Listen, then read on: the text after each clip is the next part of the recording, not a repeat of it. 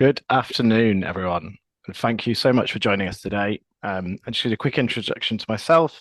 I'm Rob Langman. I'm the Chief Commercial Officer here at Third Space Learning. I'm really pleased to welcome you to what I think is going to be a genuinely valuable conversation focused on AI literacy. Before I introduce our guest, let me just set the scene for why we're having this discussion right now. So, just the week before last, the government published its response to Professor Becky Francis's independent curriculum review. And for the first time, AI literacy will be mandatory in English schools from 2028, embedded across primary, secondary, and post 16. Schools now have a clear policy mandate to build AI literacy among staff and students. However, while the policy framework arrives in 2028, AI is already being used in schools today. With some, there are stats out there which show up to 85% of students are already using AI. Teachers are experimenting with tools like ChatGPT, Gemini for lesson planning, administration tasks. Students are using LLMs for homework, coursework, and school leaders are being asked to make decisions about what's acceptable and what's not, often without much support or clear guidance to work from. We know this because schools are coming to us for advice. So at Third Space Learning, we've been working in the space for longer than many. Lots of you may already know us. We're not a tech company that's jumped into education. We've always been an education company which utilizes tech to help students improve their learning. We delivered 2 million tutoring sessions to pupils across 4,500 schools over the last 10 years. Many of, 99% of schools have used some of our free resources and content. We've now used that experience in developing high impact online tutoring to develop Sky, our spoken AI maths tutor. We're doing it the same way. Teachers are leading it, designing the lessons, the pedagogy, but with human oversight, or we may hear us refer to it as human in the loop, on Sky from day one. That's obviously taught us a huge amount about what it actually takes to use AI well in schools, not just the technology, but the leadership, the culture, the ethics, the safeguarding, and the classroom practice. And we realize that whilst there's a lot of noise out there about AI, there's not enough for the people who actually need to make decisions school leaders. So for those school leaders who are looking for values-led practical guidance, we've created something to help, and which Laura has led. Today we're launching our AI literacy course for school leaders, which is completely free. It's designed specifically to give heads, deputy heads, MAT leaders, and to be honest, anyone who's interested in learning more about AI literacy and how it's working in schools, or anyone who wants to be an AI champion in their school, frameworks to lead AI adoption responsibly, strategically, and in line with their school's values. Talk us through that work and to have a really honest, I'm calling it a fireside conversation, fireside chat, which given the weather feels appropriate. And given that you've got a spiced Ribena drink, feels very wintry. Absolutely. I'm delighted to introduce Laura Knight. So Laura's an education consultant. She's a former senior leader, digital education and AI specialist, Tech Women 100 Award winner 2025, who has spent her career thinking deeply about curriculum, pedagogy, school improvement. She's worked with schools and maths across the country. She's been at the forefront of thinking about how AI can strengthen teaching and learning whilst respecting the professional craft of educators. Laura led the design of this course, and I think you'll find her thinking is both pragmatic and principled, which is exactly what we need right now. Laura, welcome. Thank you. Okay. So thanks everyone for joining us. We do have the Q&A open. We've got a load of questions which have been pre-prepared from schools who've sent us them, so we're going to tackle those first. If anyone wants to ask any questions, just pop them in there. I'll try to get round to them. We might be tight for time. We're going to try and run to 30 minutes or so. If we don't get round to it, we'll have a read through all of them and we may use them for a future webinar, blog, etc. So don't feel free to pop them in there. So Laura, let's open up with the moment that we're in. The government's just responded to Becky Francis's curriculum review. AI literacy is now mandatory from 2028. But for a school leader who's watching this, judging 100 priorities, why should this be on their radar now rather than in 3 years' time? So it's a really interesting question. And I think there are lots of school leaders who are going, yeah, I can see why that's important, but I've got a million other things on my plate. So this is going to have to wait. Now, I would argue that it's worth pushing back against that and thinking instead about what you can do now and why that's important.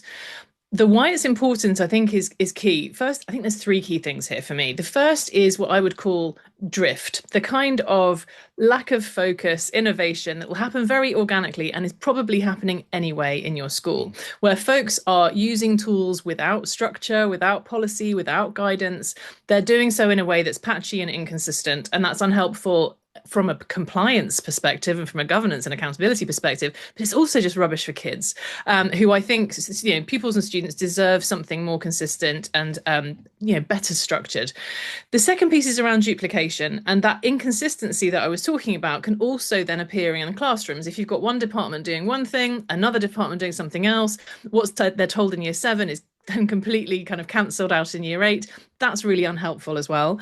And the final thing is around dependency. I worry about habits and how important it is to set powerful intentions when it comes to good practice with technology. And this isn't just about AI, this is about all of it. But particularly when we're thinking about AI, there are a whole bunch of things that I think are very tempting for teachers to explore, entirely understandably, but we do have to be careful about boundaries and guardrails and make sure that we're not sending people down into pathways where they're trying things that they don't fully understand, and they don't understand the implications, they don't Yeah. understand what might happen as a result. And so it makes sense for me to think instead a bit more proactively and see what we can put in place sooner rather than later. Yeah, yeah, definitely. And obviously they're all using it. They are using it now, so we can't wait 3 years' Yeah, time. Um, absolutely, absolutely. um, so when you spend a lot of your time talking to school leaders about AI, Mm. you're always speaking at most education conferences. Um, what's the most common thing you hear when you talk to school leaders? Is it excitement? Is it anxiety, confusion, or something else entirely? So often it's about balance. And there is, I think, a real concern that there's a lot of division and a lot of, I'd say, polarized thinking in this space. And head teachers are having to sort of fight their way through and work out where they need to sit on that spectrum where you've got doom and gloom and disaster and, block it, ban it, throw away the key kind of at one end. And then you've got evangelistic, almost sort of blindly naive techno Mm, joy at the other.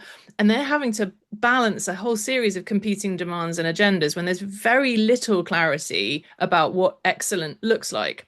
yeah, Now, if you add into the mix that a lot of leaders, entirely understandably, don't necessarily have a great deal of confidence themselves in this space. They wouldn't necessarily consider themselves expert. They haven't got huge amounts of time to mm, sort of sit and experiment and play themselves. So it can be very tricky for leaders to actually give themselves some grace around that sort of beginner's mind piece. But also, I think it's so important that we consider how leaders need space and time to grow and learn themselves rather than just hoping that the head of computer science will sort it out or the director of IT or somebody else's problem.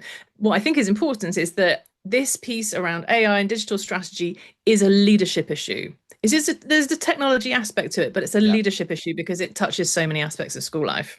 Yeah, yeah, 100%. And you touch on the idea that, it might be tempting for some leaders to say, maybe this is one for the IT department or the computing teachers to own. Hmm.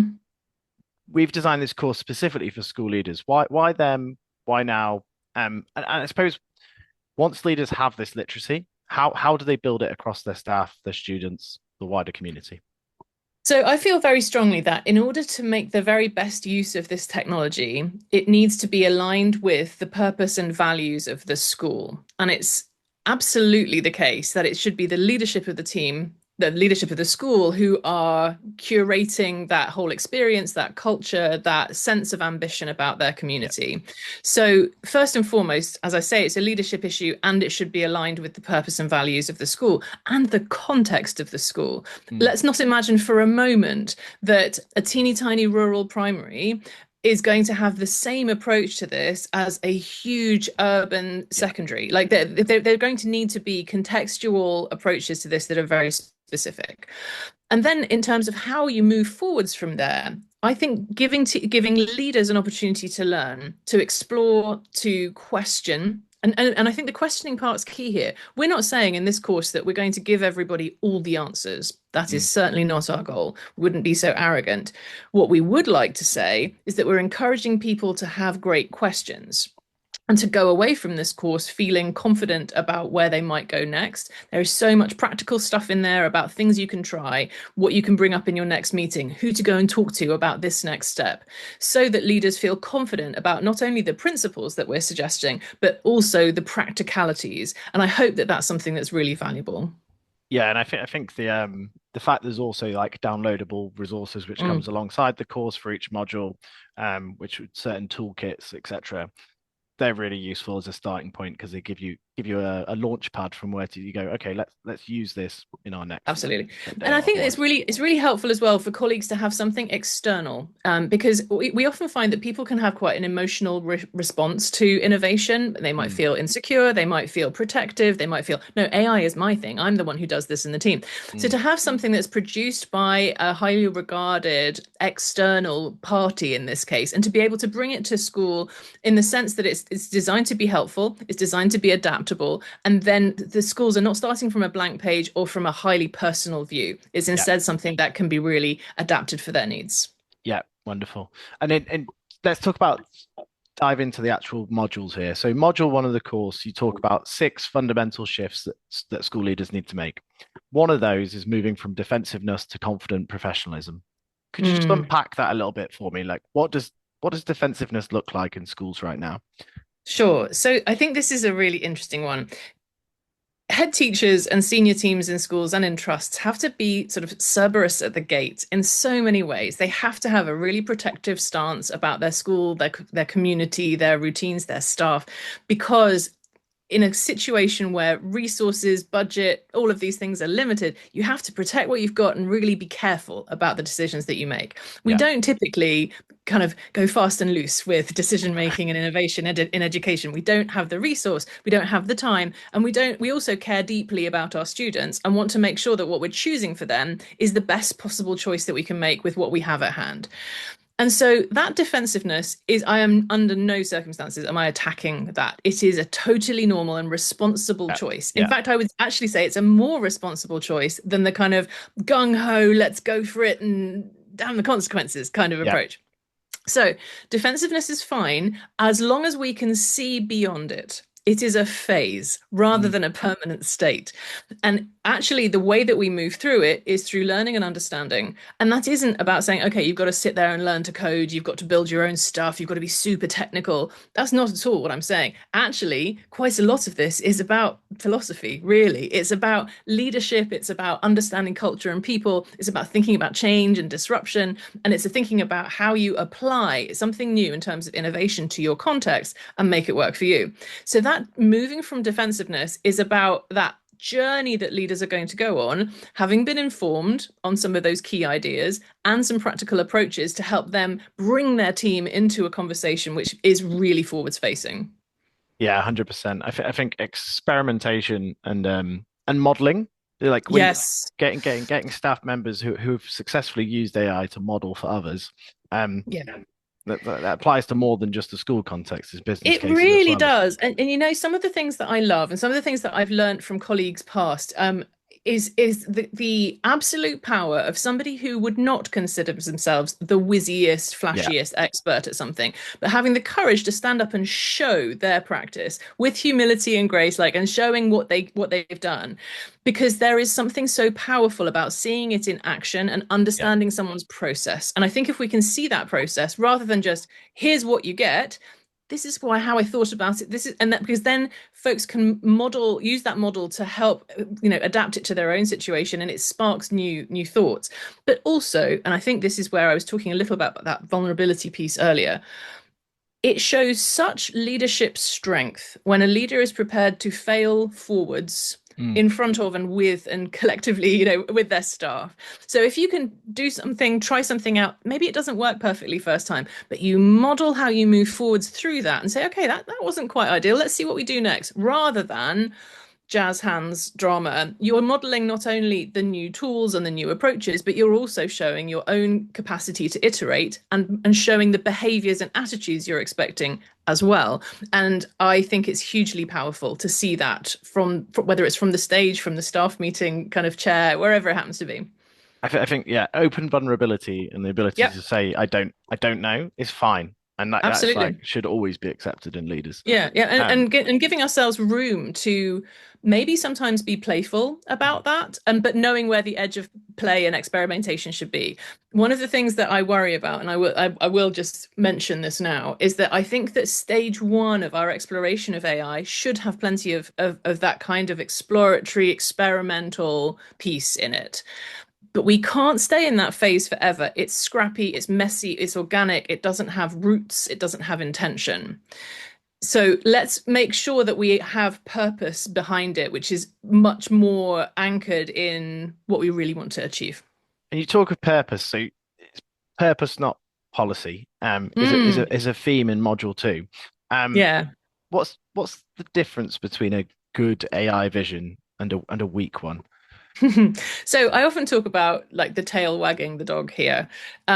And there's a little bit of kind of keeping up with the Joneses in this space where, oh, well, the school down the road have sort of done some fancy thing and therefore we should do a fancy thing. Can you do Yeah, something fancy, marketing team? Like, and yeah, actually I don't think that's that helpful. So we don't want the tail wagging the dog. We don't want to do things for appearance's sake. We don't want to also create busy work for staff that doesn't have real impact yeah. or any meaning. Hmm. So for me here, this is about looking at your context and asking some very specific questions once you have an understanding of the technology. Something like, well, actually, when we're looking at this, what are the problems that we want to solve? What are our number one issue? When we look at our strategic plan, we look at our development plan, like what do we need to be doing here? Next, let's think about what opportunities we can now create with this technology that we couldn't before. What Yeah, does it unlock? What does it enable? What does it shift? Maybe what can we let go of? Because goodness, we don't have to keep just adding more. yeah, um, and then also, when we're thinking about those opportunities that we want to create and the problems that we want to solve, there can also be something creative there, something that is a little bit more about, well, actually, is there an opportunity to think about this as a way of injecting more joy into school life?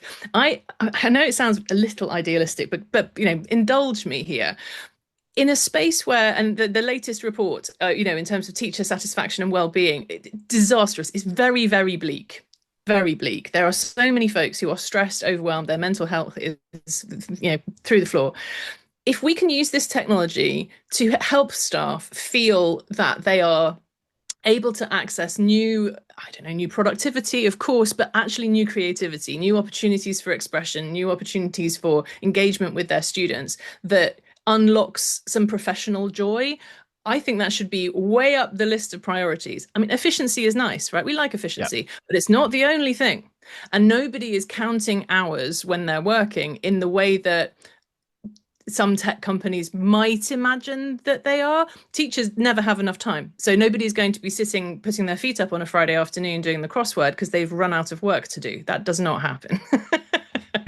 I was going to say, I think there's a if you look at the results the English education system gets for the resources it's given, it's pretty Mm, remarkable. So they're pretty mm, efficient.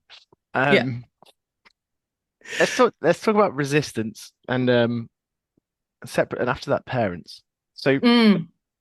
not everyone's excited about AI. Some people are obviously worried about the professional identity, future of teaching.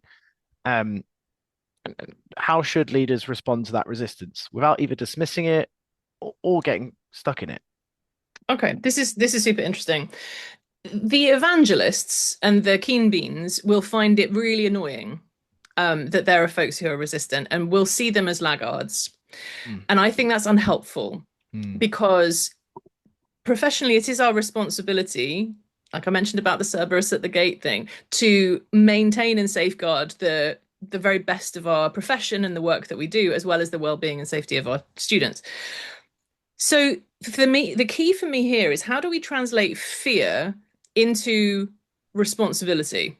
How do we move beyond just a blanket kind of emotional response into something that feels much more rational, where yeah, we can look at the pros and cons, we can think about balance, we can approach it in a way that is measured rather than just anchored in that kind of blanket, oh gosh, I don't know what we're doing, so we're just going to not. Or we'll do everything and hope for the best. I mean, that's another option. Not sure that's a great one either. no, So yeah, that piece about responsibility matters hugely. But also, I think this there's a section of work in here that's about understanding the truth of what's happening in your context.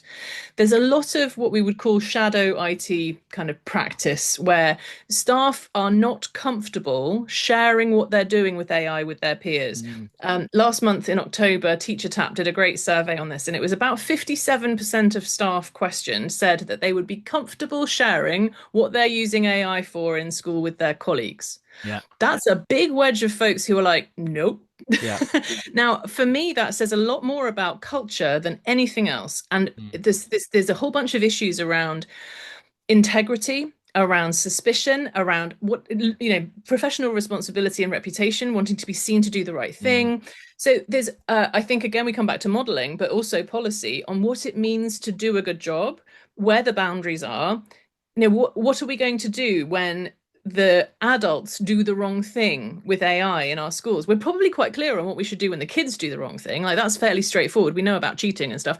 Yeah. When the adults do the wrong thing, is that code of conduct stuff? Is it IT AUP? Like where does this live? But also there is a kind of old-fashioned macho, I want to say almost like martyr like thing about suffering and education. And if you're not suffering, if you're not almost making yourself ill, then are you doing it properly? And that Mm. has no place in 2025 and certainly not in 2026 when recruitment and retention is where it is and staff well-being is where it is. So what we should be doing instead is looking at where we can move beyond that fear into responsibility and also productive collaboration. So we should be sharing prompt libraries with colleagues and saying, I found a really great way to do this. Here we go, folks. Let's try this one out. Can anyone Yeah. help me improve it? That for me feels really powerful. And then having absolute clarity on where the edges are. So, for example, pieces that are non-negotiable human should stay and everyone should be clear that, for example, we never use a large language model to write an email to send our condolences. Mm. That's Yeah. gross. Yeah. Like that for me feels like if it's something that needs to be said, let's say it. But let's also be clear, if we're sending transactional emails that are Yeah. really just about making sure a message gets sent, do we need to be signing that off by hand? Like, let's think it through. Yeah. Yeah. To completely agree. You mentioned a lot of the work school leaders ask you often about how to handle questions that parents may have around AI Yeah. use in school. What are the Mm. what are the messages that matter the most? This is super interesting. And again, this is so contextual and depends on your parent body. It is impossible, as I have learned in many years of working on digital strategy, one-to-one devices, all of these kinds of things with schools. It is impossible to make everybody happy because you will have all the colors of the rainbow in terms Mm. of enthusiasm versus reticence. For some people it'll be not enough, and for others it'll be too much. You can't win all of it. However, where you can win is showing that you are making considered decisions based on fundamental caring about the child and their learning and their progress and their safety. That comes from things like clear rationale, shared language, a really comprehensive FAQ, Mm. actually, that says we've thought about all of these things and we care enough to make sure that they're written down for you so that when you ask, we've got somewhere to direct you to. Part of it's communication, part of it is also then really being clear on where the values are and how they translate for families. So what we understand about what it means in the classroom might be very different for folks who are brand new to secondary school, for example, and don't have any idea about what this means. The pieces I reckon are going to be challenging are around age appropriate autonomy and consent. Mm. This is still murky, this space. And there are lots of schools who are kind of trying to work out, well, okay, well, we're currently a Microsoft school and we want to use this and maybe a Copilot, but maybe also, but well, is Gemini better? Like there's all these questions around, well, what are the right tools to put in front of children? What are the right tools to put in front of staff? How do we keep our data safe? It's complex. Parents want to know that we're taking a caring kind of in line with school values approach. Yeah. The piece around consent is hard because the moment you ask for it is the moment that we need to have an answer for when people say no. Mm. And I think we should be respecting agency, personhood, all of those things. But where you have solutions that are genuinely difficult to get your head around as a teacher or a leader, it's not reasonable to be asking parents to do that work for you because it won't work well. So yeah, lots of empathy I think for families, and just know that whatever you're doing will end up in the WhatsApp groups regardless. So you might as Yeah. well make it good.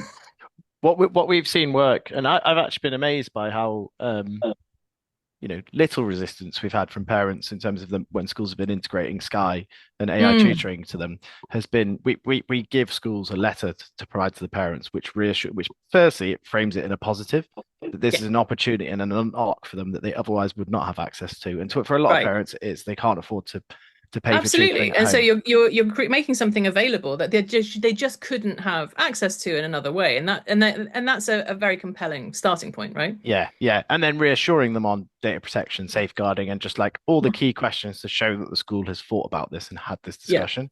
Yeah, yeah, yeah. I think that can be And replicate. absolutely. And I think one of the other things to think about is the contextual fears that people have. Remember, a lot of people get their news in teeny tiny bites. They will not read the newsletter. They will not read the briefing. They will not come to the webinar. They'll have the comments that somebody made in the WhatsApp group or the forum. And Yeah, so we have to be ready to deal with that fragmentation in a way that's powerful and timely. And I think particularly when parents are just regurgitating tiny sound bites. Like I get a lot of kind of whataboutery, which it sounds a bit dismissive, but we get a lot of, well, what about the water? mm, Because Sam Altman said a thing about water in an interview at one point, and it's really unhelpful because in terms of water consumption, like beef is 100 million times worse. yeah, Golf is, golf is exponentially worse than AI ever will be. And this is, but we never think about these things in context. So we have to deal with that fragmentation with care and make sure we're really well informed. yeah, 100%. And you mentioned risks. And what keeps leaders up at night? Let's talk a little bit about, safeguarding bias, hallucination, the common three. So Yeah. module 4 tackles the risks and limitations head on. When it comes to safeguarding, data protection, inappropriate content, what's the one thing schools are most likely to miss or underestimate? I think it's synthetic intimacy, which is one of these things that's around relational aspects with Mm, AI, and how easy it is for youngsters to end up in a almost dependent, I'm going to say, relationship in inverted commas yep. with an AI, like a chatbot of sorts, and that those things are sort of sold to them as confidants, companions, virtual girlfriends and boyfriends, that kind of Mm, thing. And I think the problematic nature of this and this sexualizing of some of that content in ways that's yep. really inappropriate, and how poor, even now, post Online Safety Act, how poor the age verification systems are in so many of those spaces is a real worry. So Yep. as a heading, synthetic intimacy is a big deal. The other thing that's on my radar is naivety around data. And I think this is something that we talk about in the course, and that question of, if you're using a free tool Mm, that is, you've just signed up with, and essentially you're paying with your data, you're right? paying And with so, data. and there's a naivety around where that information goes. And so I would like for, in terms of literacy, to really focus in on helping youngsters understand how important it is to protect their privacy. By all means, explore free tools, like go for it. But remember that whatever you're doing with that, your eyeballs and thumbs are for sale in some way or other, and in your inner thoughts, your needs, your desires, your fears, like all of these things that you're expressing. So I would like to think about self-awareness and self-regulation in that context. Yeah, 100%. And exactly what you're uploading. If you have, like you said Yeah. earlier, if you've got individuals all over using different tools, they're all using the free version.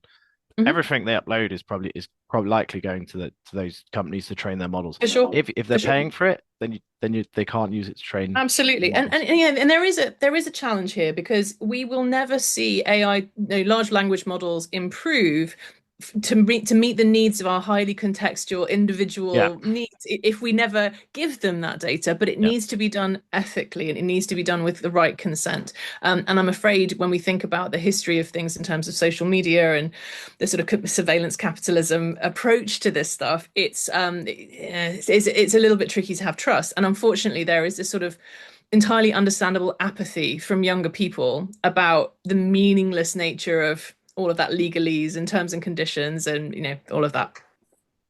it's just a great point. You bias. So you talk Mm, about equity, bias, inclusion as central concerns. Can you give a yes, tangible example of how AI bias might show up in schools, not in like a dramatic way, but in the everyday subtle. decisions schools are Yeah. making? So let's say for example we're using an AI tool for resource creation and teaching and learning. We're planning some stuff for our students. It is likely that without prompting for diversity, for example, you will end up with a very specifically narrow range of characteristics that arrive in your case studies, your examples, your imagery in particular. It is still the case now that if you ask generative AI to produce imagery for you, it will be almost poetically stereotypical. Like it's almost like a caricature in some Yeah. cases. It's improving, but it's slow. And so one of the things that we can't expect by default is that those approaches to bias, particularly geographical and linguistic, all of these things are, we should be thinking about richness and diversity, and especially those who are in international contexts. Yeah. If you're, I mean, I've just come back from some work in Ghana, for example. If you're in West Africa, you don't really want examples from Welling Garden City, like, or California. That's not relevant to you. Yeah. So we do need to think about localization. We do need to think about our context and making sure that our young people are represented in the work that they see. And so that those examples, those case studies, all of that is appropriate for them. And it takes just a little bit of effort to make that happen, but we shouldn't expect it by default. Yeah, I think that's a great example. Um, and let's move on to hallucinations. Now, Mm, AI tools, everyone's noticed mistakes at points when they've been using them. yeah. Um, AI tools can generate plausible sounding content that's completely wrong. What is often referred to as hallucinations. How should Yeah. leaders build safeguards against that without creating so much friction that staff stop using AI altogether? So I think we have to be pragmatic about this. Um, First of all, there's a professional responsibility when it comes to quality Yeah, for us all to make sure that we're not just parking nonsense in front of kids and hoping for the yeah, best. Like in the same way that not so very many years ago when YouTube was new, you wouldn't just throw a video on without watching it first. Yeah, this yeah, is kind of teaching 101. And in the same way, we shouldn't just be copying and pasting blindly without checking and without making sure that the content we're sharing is accurate and all the rest of it. Now, this is hard because there are many large language models that take an approach where you don't have great transparency on the sources mm, and where the way things are framed sounds so confident and so slick that it's really easy to be sort of seduced into a sense of mm, trust. And so we do need to be realistic that there are going to be things that come up that aren't real. I suspect the moment that we're looking for particular examples for resources that actually rely on data, any of mm. that kind of thing, this is important. Just today, I was working with some colleagues on aggregating quotations from a piece of work that I sent a set of questions to 8 different people. They are sending their quotations back for those questions. Yeah, It has mixed up who said what.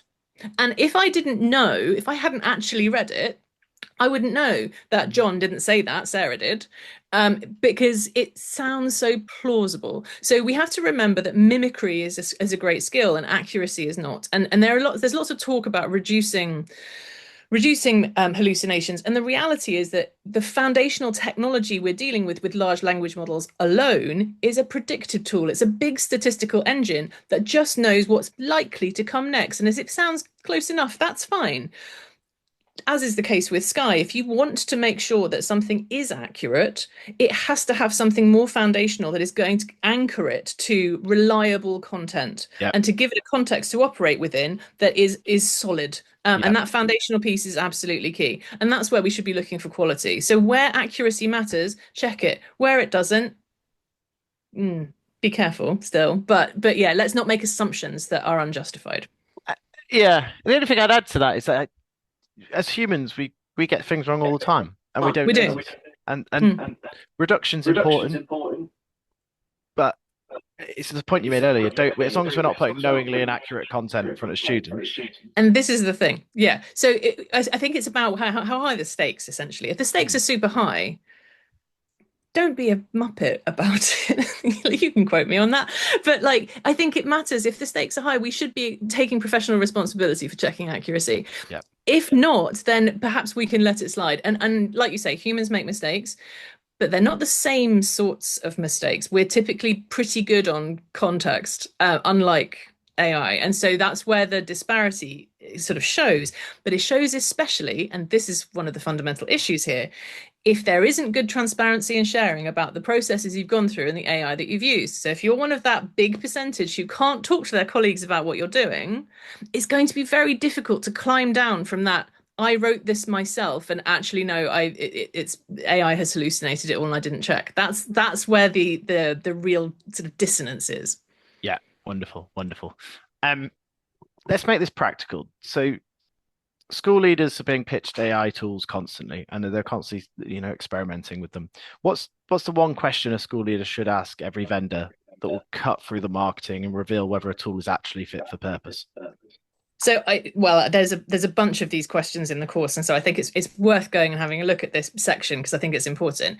I feel very strongly about the data and about protecting data and protecting the autonomy, the privacy of the young people, because we have to essentially in this situation consent on their behalf when we're looking from a procurement perspective. So I think for the most part, let's begin there. Like, is the data stored responsibly? Where is it? Where did the training data come from? How appropriate is this? Those kinds of really nuts and bolts questions are a very good place to start.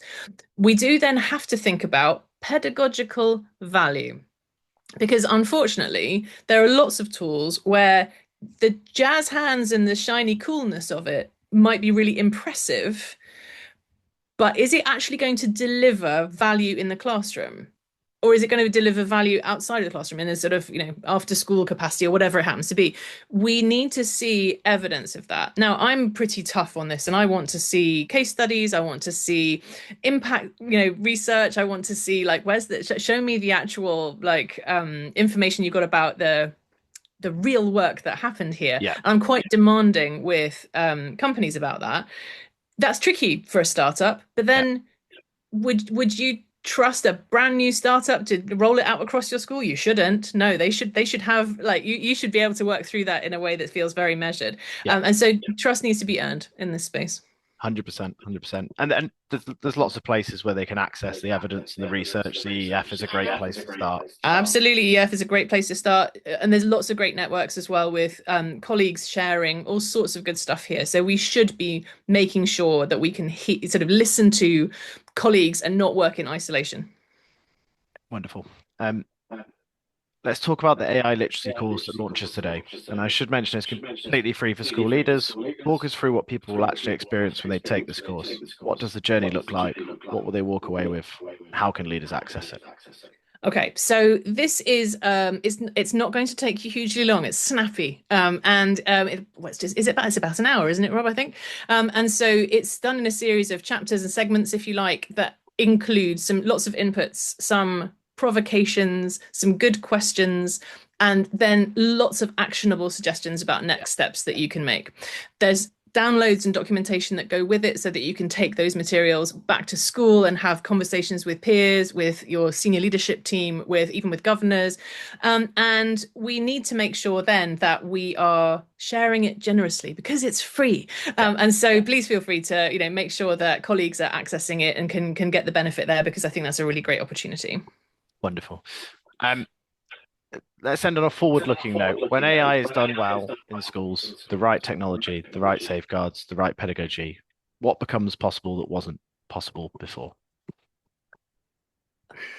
So I think this is for me about agency, autonomy, and lifting the lid on limitations. That's what it's about. It's about giving every student new opportunities to access learning, but also to kind of spread their wings in a way, whether it's through creativity, through planning, through send support, through collaboration. There are so many tools that AI can help with there, and I hope that that's a really sort of exciting opportunity for youngsters who should I think should feel like the only limitation on them is their curiosity here. Yeah, yeah, wonderful. Um, for someone watching this who's thinking, I need to get ahead of this, what's the single most valuable thing they could do this week to start building AI literacy in their school? Come and do the course. Like, surely. But yeah, come and check out the website. Come and have a look at this. See what you think. Like, I would just go watch the first video and see what you think. I think that's possibly the power move here. But also just committing a little bit of time. If you said, I've got 10 minutes, I'll go make myself a coffee and come and have a look at this. It doesn't have to be a huge commitment, but starting rather than putting it off is an important thing. So yeah, I think that's probably the best place to begin. Yeah, definitely. And let me just walk through the what's not included in the course. So it's completely free. The web link is here. And what we're going to do is we'll send you everyone a recording of this. We'll also email this web link to you, so you can access it. Modules 1 and 2 are available right now. Module 1, 6 AI shifts for school leaders. Then it's leadership, vision, and culture. Modules 3, 4, and 5 are coming in the next couple of weeks. Will be released. It's designed for school leaders, but it's not limited to school leaders. Share it widely. It's for anyone who really wants to learn more about AI use in schools. Anyone who wants to be an AI champion, I think it's a perfect place for them to start. This is what it looks like on the website. You can access it all for free.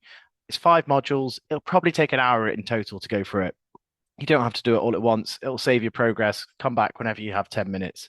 Um, you also, with every module, you'll see some downloadables which are free of charge. These are things like the Rose and Shine checklist of lesson evaluation questions, vendor questions to assess safeguarding compliance, data controls for new tools, decision frameworks for any AI adoption in your school of trust, staff development scenarios. You get a certificate of completion for each module. Feel free to share that and post it with the course along on social media, LinkedIn, etc. And the first 2 modules are live now, will be available as soon as possible. But the only thing I would add is that if anyone wants to also see what a student-facing AI tool looks like in school, we always offer free sessions for schools for Sky, and it's a good place to start. Do a few free sessions, see what it's like, get student feedback. You'll learn a lot about how students interact with AI doing that. No obligation to do anything afterwards. We're going to wrap up there, and I thank Laura very much for attending, and we will speak to you all soon. Yeah, wonderful. Thank you ever so much.